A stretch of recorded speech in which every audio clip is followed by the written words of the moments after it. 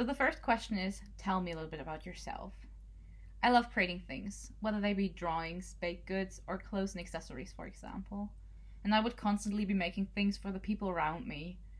Over the past couple of years, though, I have to admit, I've lost that part of me a bit, especially since starting university, where everything seemed to just consist of learning definitions and knowing them by heart, which always took a lot of time. And then last year, the lockdown happened, and suddenly, I finally had time to get my creativity back. That was also the time when one of my professors started to tell our class that no matter where you work and for which company, start your own small business on the side. So we should create things on our own. His class awoke this drive in me to make products and release them out into this world and make an impact. So this creative comeback, coupled with my drive and determination to make and create things that will make an impact, will help me in creating things such as advertising or developing solutions for consumer products. So the second question is, what are your strengths? I am a very determined and driven person. When I am sure of an idea or see the potential in something, I will put as much work into it as necessary. These two strengths, combined with my entrepreneurial mindset and my creativity, are what I consider my greatest strengths. For the past year, I've had this drive in me to make products and release them out into this world, and thus make an impact. Because last year, I rediscovered this creative side of me that I had previously thought lost. Around the same time, as I mentioned earlier, my professor told us that we are capable of creating products and ideas on our own, which awoke this determination and focus in me to develop and make things by myself or in a collaboration with another team, for example. I have felt this passion and this drive to implement ideas and this want to be a self-starter for so long now, and I'm ready to use it to make an impact. So the third question is, what are your weaknesses? I tend to be too focused and too organized when I get really passionate about a project or a plan, which has stopped me from being flexible in certain situations in the past. For example, last year, before Corona was a thing, I was all set to go study in New York City for my first semester abroad. It has always been a dream of mine to live there, so obviously I was very, very excited and ecstatic to be studying over there. And I began planning immediately after receiving my acceptance. But then, as we all know, COVID-19 spread like a wildfire, and life changed from the way we knew it. Most people's plans changed, as did mine. My semester abroad in New York City got cancelled, and I was very distraught when I heard the news. I mean, I had already booked my flight and had almost booked a flat as well, but thankfully I didn't yet. Still, I had to come to terms with a lot of changes, and quite a few problems arose with my university that I had to deal with. But now, after taking a look at the bigger picture, I realized that I was still able to put my plans into action, but simply at a later point in time. So in the end, I was able to reuse all of my organizational and preparatory work from last year for my renewed acceptance of my semester abroad in New York, where I'm hopefully going this year. Okay, so the fourth question is, where do you see yourself in 5 years?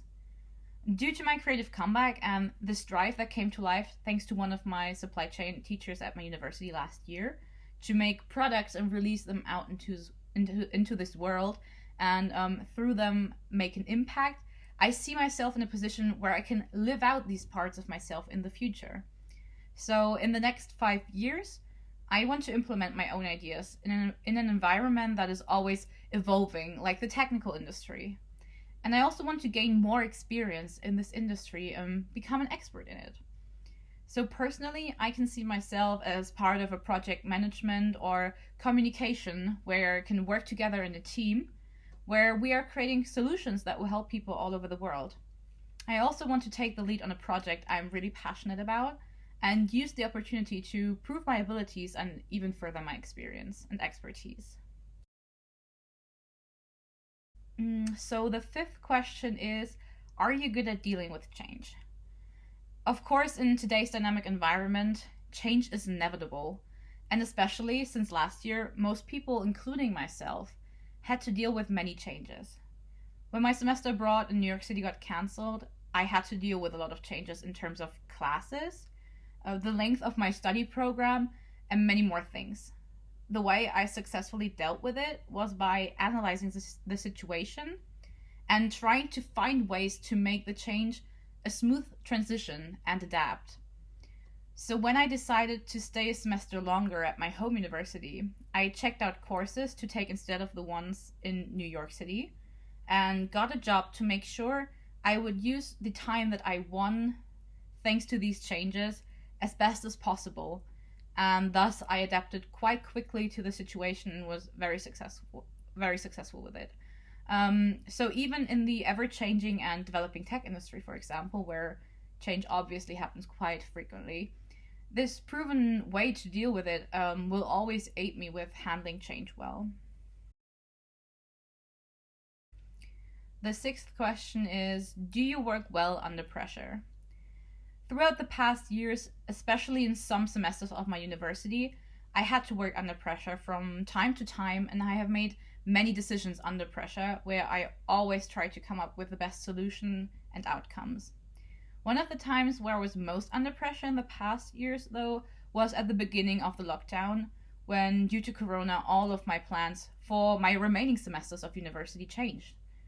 When my first semester abroad got cancelled, my university contacted me and told me I had a couple days to make up my mind on what my next semesters would look like. I could either move my semester in New York to the beginning of this year, choose a remaining spot at a completely different university in Europe, or simply stay at my home university for that semester and reapply again the next year. And the problem was they only gave me a couple of days to decide what I wanted to do, and it certainly wasn't an easy decision for me. So I started to quickly analyze the situation, and I came to the conclusion that the best course of action for me would be to stay at my home university for one more semester and reapply next year. This turned out to be the best possible outcome because none of these spots at the European countries were that interesting to me. And had I moved the semester abroad to the beginning of this year, it simply would have gotten cancelled again because the COVID-19 situation wasn't good enough in semester at the beginning of this year either. Okay, so the seventh question is, how do you make important decisions?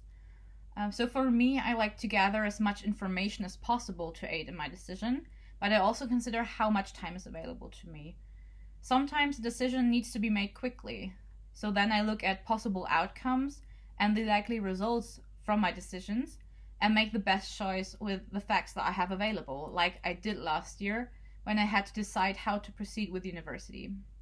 As I mentioned earlier, my choices were to either move my semester in New York to the beginning of this year, or choose a remaining spot at a completely different university in Europe, or stay at my home university for that semester and reapply again the next year. And I had to decide within a couple of days.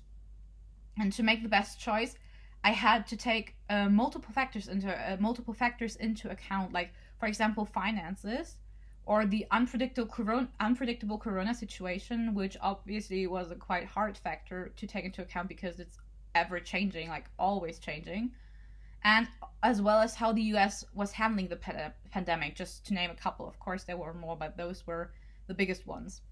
So, for example, I had a scholarship secured for my cancelled semester, so I had to remember that if I were to move the semester and reapply, I might not receive it again. Or that the situation in America at that moment wasn't looking that well, so I realized that simply moving the semester wouldn't help because it would probably get cancelled again due to the high amount of cases. And I mean, in the end, I was correct in that assumption. So, all in all, my analysis of these factors and the situation helped me make the best decision at that time.